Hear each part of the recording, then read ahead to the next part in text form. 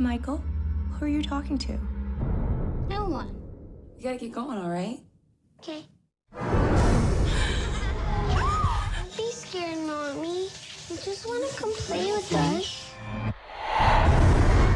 तो मूवी की शुरुआत एक बहुत स्ट्रेंज सीन से होती है जिसमें एक आदमी को दिखाया जाता है जो एक सिक्योरिटी गार्ड है। वो दौड़ रहा होता है और वो बहुत डरा हुआ था। ऐसा लग रहा था कि वो किसी से बचने की कोशिश कर रहा हो। वो भागते भागते एक रूम में घुसता है। उसके घुसते ही अलमीरा के गेट सब ओपन होने लगते हैं जो कि एक मिरर से बना हुआ था। गेट खुलते ही वो खुद को मिरर में देखने लगता है। तभी सिक्योरिटी गार्ड मिरर में अपना रिफ्लेक्शन देखता है कि उसमें से एक मिरर टूटकर ज़मीन पर गिरता है और उसे वो उठा लेता है और फिर उसी मिरर के टुकड़े से वो अपनी गर्दन को काट लेता है और फिर यही सिक्योरिटी गार्ड असल में करता है और वो वहीं पर मारा जाता है। सीन शिफ्ट होता है और हमें एक बैन नाम के आदमी को दिखाया जाता है जिस पर एक पुलिस वाले को मारने का आरोप लगा हुआ था, जिसे पुलिस ढूंढ रही थी। इसीलिए वो पुलिस वालों से बचने के लिए अपना घर छोड़कर अपनी सिस्टर के यहाँ रह रहा था। लेकिन वो कब तक जॉबलेस रहता, क्योंकि अब उसके पास पैसे भी खत्म हो रहे थे। एक दिन वो जॉब की तलाश में निकलता है तो उसे एक एड्स दिखता है जहाँ वैकेंसी खाली थी। उस पर लिखे एड्रेस पर बैन पहुँचता है। वहाँ वो एक खाली और सुनसान बंगला देखता है जो कुछ साल पहले जला दिया गया था और उस आग में बहुत सारे लोग भी मारे गए थे। बैन उस बंगला के ओनर से मिलता है। ओनर उसे काम बताता है और कहता है कि उसे बंगला के हर मिरर और शीशा को साफ रखना होगा क्योंकि उसे गंदे मिरर्स देखकर बेचैनी होती है। बैन कहता है हाँ क्यों नहीं, और फिर ओनर उसे काम पर रख लेता है। बैन वहाँ से अपने घर जाता है जहाँ हम देखते हैं वहाँ उसके बच्चे हैं और उसकी वाइफ भी है। वाइफ बैन के पास जाती है और उससे पूछती है तुम यहाँ आखिर क्यों आए हो, तुम अपने सिस्टर के यहाँ ही क्यों नहीं छिपे रहते हो। तो बहन कहता है वो अपने बेटे से मिलने आया है। लेकिन फिर उन दोनों में झगड़ा होने लगता है जहाँ फिर हम देखते हैं बहन को तुरंत बहुत गुस्सा आ जाता है जिस वजह से वो इसके लिए मेडिसिन भी लेता है और फिर वो वहाँ से चला जाता है। बहन का जॉब रात का था। एक रात वो अपने काम पर जाता है। दरअसल यहाँ लाइट भी नहीं रहती थी तो बहन अपने एक टॉर्च से सारे मिरर को देख रहा था। लेकिन तभी उसे एक मिरर पर हैंड प्रिंट्स मतलब हाथ का निशान दिखता है। वो पहले तो उसे साफ करने की बहुत कोशिश करता है लेकिन वो साफ नहीं रहता। लेकिन जब बैन टॉर्च से मिरर पर देखता है तो उसे लगता है कि पीछे वाला गेट खुद ही ओपन हो रहा है। जैसे ही वो पीछे देखता है तो गेट बंद रहता है। जैक फिर से मिरर देखता है लेकिन दोबारा उसके साथ यही होता है। लेकिन फिर वो इस पर ज़्यादा ध्यान नहीं देता और वहाँ से चला जाता है। अगले दिन फिर जब वो जॉब पर आता है तो फिर उसे हैंड प्रिंट्स दिखता है। वो सोचता है कि हो सकता है कि उसका ही ये हैंड प्रिंट हो और जैसे ही वो साइज़ नापने के लिए अपना हाथ उस हैंड प्रिंट पर रखता है तो उस मिरर पर टूटने का दरार आने लगता है। वो डर जाता है। तभी उसे मिरर में दिखाई देता है कि कुछ लोग आग में जल रहे हैं और चिल्ला रहे हैं और धीरे धीरे वो आग बैन को लगने लगता है। तभी फिर वो गौर करता है उसमें कोई आग नहीं लगा हुआ है, ये बस बैन का भ्रम था और वो सोचता है कि हो सकता है ये मेडिसिन का असर हो। इसके बाद बैन को एक पर्स ज़मीन पर गिरा हुआ मिलता है। जब वो देखता है तो उसे पता चलता है कि ये पर्स उसके पहले सिक्योरिटी गार्ड का है जो अब मर चुका है। तब फिर बैन को इधर उधर अजीब अजीब चीज़ें दिखाई देने लगती हैं जैसे कि कोई गेट से हाथ निकाल रहा हो और वो एक मिरर में देखता है कि एक जली हुई औरत तड़प रही है। बैन के बेटे को भी मिरर में दिखता है। जब वो अपनी माँ से कहता है तो वो कहती है कि तुम परेशान मत हो और आराम से सो जाओ, सब ठीक हो जाएगा। वहीं हम दूसरी तरफ देखते हैं कि बैन को सिक्योरिटी गार्ड के नाम से एक पार्सल मिलता है जिसमें बहुत सारे न्यूज़पेपर थे। बैन उसे पढ़ने लगता है जिसमें घर के जलने और लोगों की मौत की न्यूज़ भी थी।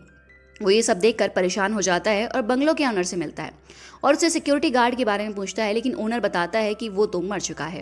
लेकिन वहीं बैन का एक सवाल परेशान कर रहा था कि आखिर कौन उसको पार्सल भेजा और क्यों। बैन की वाइफ एक डॉक्टर थी और वो उसी हॉस्पिटल में थी जहां उस सिक्योरिटी गार्ड का डेड बॉडी था। बैन हॉस्पिटल जाकर अपनी वाइफ से मिलता है और वो उसकी हेल्प से सिक्योरिटी गार्ड की डेड बॉडी देखता है। उसे देखकर वो पूरी तरह से डर जाता है। वहीं दूसरी तरफ हम बैन की सिस्टर को देखते हैं जो मिरर के सामने खड़े होकर ईयरिंग उतारती है। जब वो मिरर के सामने से हटकर शावर लेने जाती है फिर भी उसका रिफ्लेक्शन मिरर में रहता है और वो अपना मुंह अपने हाथों से खोलने लगती है। उसके मुंह खुलते खुलते दोनों साइड से फटने लगता है। वहीं फिर हम देखते हैं रियल में भी बैन की बहन का शेवर लेते वक्त खुद ही मुंह खोलने लगता है और उसका मुंह दोनों साइड से फट जाता है और वो वहीं पर मारी जाती है। बैन जब घर जाता है तो ये सब देखकर बहुत डर जाता है और चिल्लाकर रोने लगता है। वो समझ जाता है कि ये सब मिरर रिफ्लेक्शन के कारण हो रहा है। अब बैन उसी बंगला में जाता है और सभी मिरर पर गोली चलाने लगता है लेकिन मिरर फूटता ही नहीं है और खुद ठीक हो जाता है। बैन परेशान होकर रोने लगता है। उसे कुछ समझ नहीं आ रहा था। वो कहता है आखिर क्यों मेरे साथ ऐसा कर रहे हो।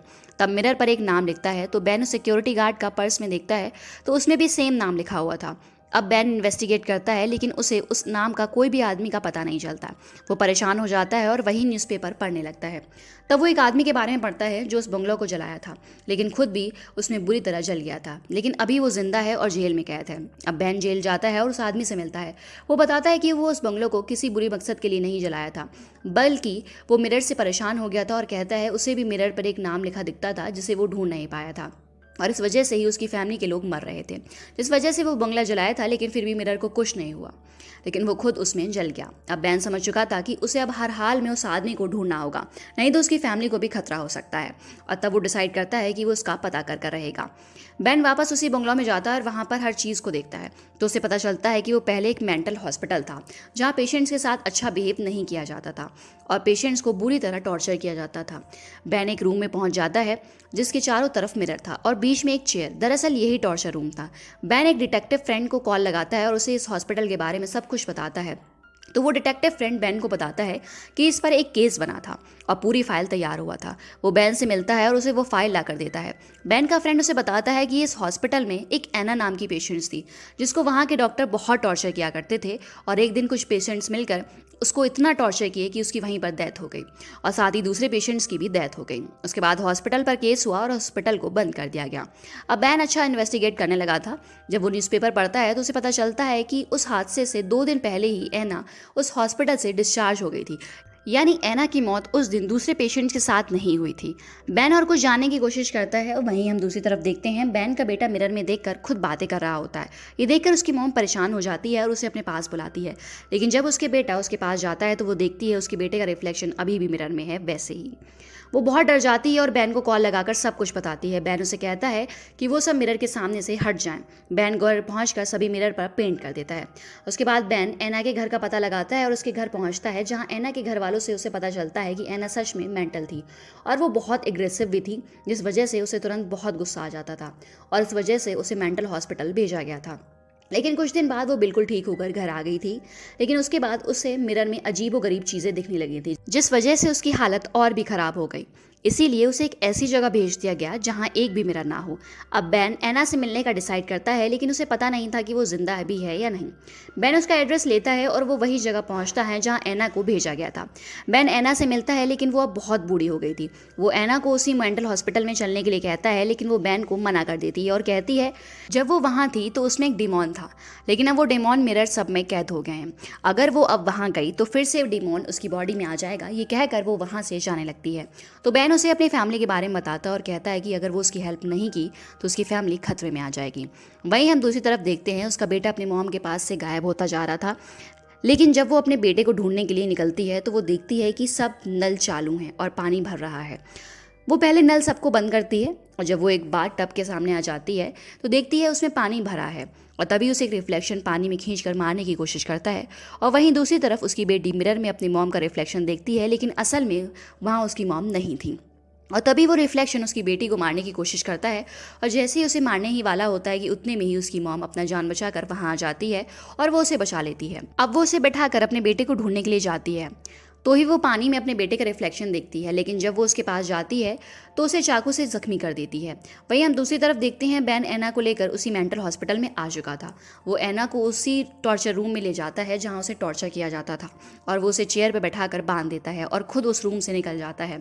अब सभी डेमॉन मिरर से निकलकर एना में जाने लगते हैं, और तभी एक ब्लास्ट हो जाता है जिसमें हॉस्पिटल के सभी मिरर फूटने लगते हैं, और अब उस हॉस्पिटल में एक भी मिरर नहीं बजाता। लेकिन एना अब पूरी तरह से पॉसेस्ड हो गई थी। उसका फेस भी बहुत डरावने लगने लगा था। अब एना बैन पर हमला करने लगती है। बैन एना पर लगातार शूट करता है, लेकिन हर बार वो बच जाती है।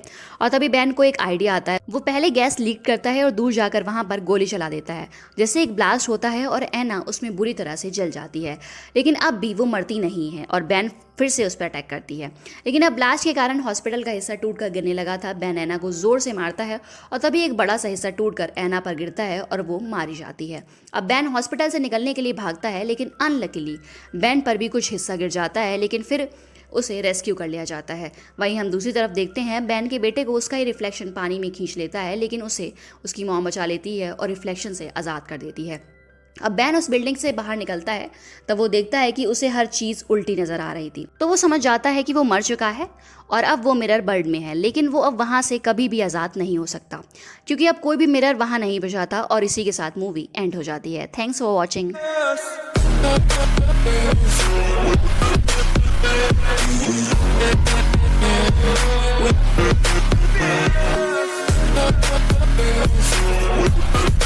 right back.